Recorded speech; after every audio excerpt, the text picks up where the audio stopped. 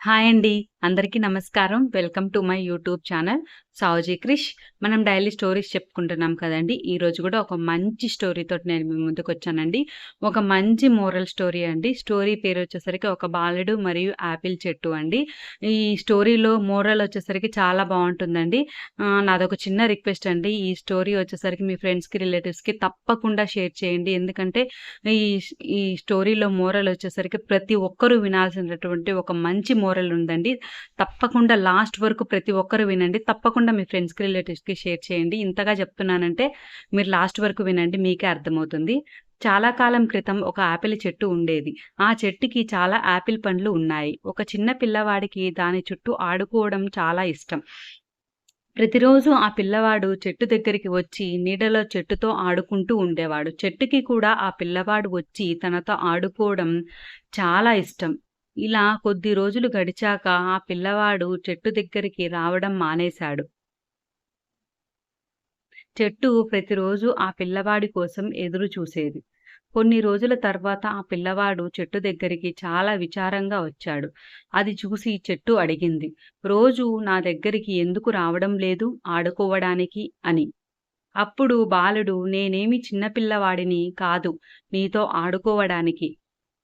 ఇప్పుడు నాకు బొమ్మలు కావాలి. బొమ్మలు కొనడానికి డబ్బులు కావాలి. నువ్వు ఇవ్వగలవా?" అని అన్నాడు. అప్పుడు చెట్టు, "నేను డబ్బులు ఇవ్వలేను, కానీ నా కొమ్మలకి ఉన్న మొత్తం యాపిల్స్ తీసుకొని అమ్ముకో. నీకు డబ్బులు వస్తాయి" అని చెప్పింది. అప్పుడు బాలుడు సంతోషంతో యాపిల్స్ తీసుకొని వెళ్ళిపోయాడు.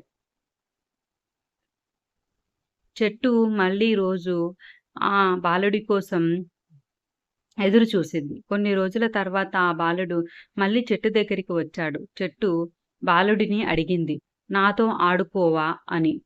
కానీ బాలుడు, "నేను నీతో ఆడుకోను. నాకు ఇప్పుడు సమయం లేదు. నేను నా కుటుంబం కోసం పని చేయాలి. నాకు ఒక ఇల్లు కావాలి" అన్నాడు. అప్పుడు చెట్టు, "క్షమించు, నాకు ఇల్లు లేదు. కానీ నా కొమ్మలు తీసుకొని నువ్వు ఇల్లు కట్టుకో" అని చెప్పింది. దానితో అతను సంతోషంగా కొమ్మలు తీసుకెళ్ళాడు. అతని సంతోషాన్ని చూసి చెట్టు సంతోషపడింది. మళ్ళీ అతను రాలేదు. చెట్టు చాలా విచారించింది.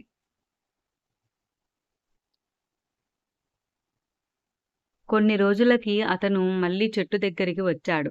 చెట్టు మళ్ళీ అంది, "నాతో ఆడుకోవా? నాకు వయసు పెరిగింది. నేను కాస్త సేద తీరాలి. నాకు పడవ ఇవ్వగలవా?" అని అడిగాడు. చెట్టు, "నా దగ్గర పడవ లేదు. కానీ నా ట్రంక్ కాండాన్ని తీసుకొని పడవ చేసుకో" అంది. అతను అలాగే చేశాడు. చాలా రోజుల తర్వాత అతను మళ్ళీ చెట్టు దగ్గరికి వచ్చాడు. చెట్టు అంది, "ఇప్పుడు నువ్వు నాతో ఆడుకోవడానికి కొమ్మలు లేవు. ఎక్కడానికి ట్రంక్, కాండం లేదు. కేవలం నా వేర్లు మాత్రం మిగిలాయి" అంది. అప్పుడు అతను, "అవి చాలు నేను విశ్రాంతి తీసుకోవడానికి" అని చెట్టు వేర్ల ఒడిలో పడుకున్నాడు. అప్పుడు చెట్టు ఎంతో సంతోషించింది. నీతి మోరల్ ఇది అందరి కథ. ఇక్కడ చెట్టు మన తల్లిదండ్రుల వంటిది. చిన్నతనంలో మనం వాళ్ళతో ఆడుకుంటాం. కానీ కాస్త పెద్దయ్యాక వారితో సరిగా కనీసం మాట్లాడం. అవసరమైతేనే మళ్ళీ వాళ్ళ దగ్గరికి వస్తాం. వారు మనకి ఎంత సహాయం చేయాలో అంత చేస్తూనే ఉంటారు. వాళ్ళ ప్రేమను తెలుసుకొని తిరిగి వెళ్ళడానికి చాలా సమయం పడుతుంది. అప్పటికి తల్లిదండ్రులు ఉండొచ్చు, ఉండకపోవచ్చు. కాబట్టి మనందరం వారిని ఎప్పటికీ జాగ్రత్తగా చూసుకోవాలి. విన్నారు కదండీ మోరల్. మోరల్ అయితే ప్రతి ఒక్కరూ తెలుసుకోవాల్సినటువంటి ఒక మంచి నీతండి ఇది. నాకైతే మోరల్ చాలా బాగా నచ్చిందండి. అందుకోసమని నేను మీ అందరికీ చెప్తున్నానండి. తప్పకుండా ఈ స్టోరీని మీ ఫ్రెండ్స్‌కి, రిలేటివ్స్‌కి తప్పకుండా షేర్ చేయండి. ఇది వాళ్ళకి కూడా ఉపయోగపడుతుందండి. మన పిల్లలకి చెప్పామంటే మన పిల్లలు ఈ మోరల్‌ని తప్పకుండా తెలుసుకోవాలండి. అందుకోసమనే నేను ఇంతగా రిక్వెస్ట్ చేస్తున్నానండి. ఈ వీడియో నచ్చినట్లయితే తప్పకుండా లైక్ చేయండి, షేర్ చేయండి, సబ్స్క్రైబ్ చేయండి. ఇప్పటి వరకు సబ్స్క్రైబ్ చేసుకుని వాళ్ళెవరైనా ఉంటే తప్పకుండా సబ్స్క్రైబ్ చేసుకోండి. పక్కనే బెల్ ఉంటుందండి. అది హిట్ చేశారంటే నేను పెట్టేవన్నీ మీకు వెంటనే వస్తాయి. మీరు వెంటనే చూసేయొచ్చండి. థ్యాంక్ యూ అండి.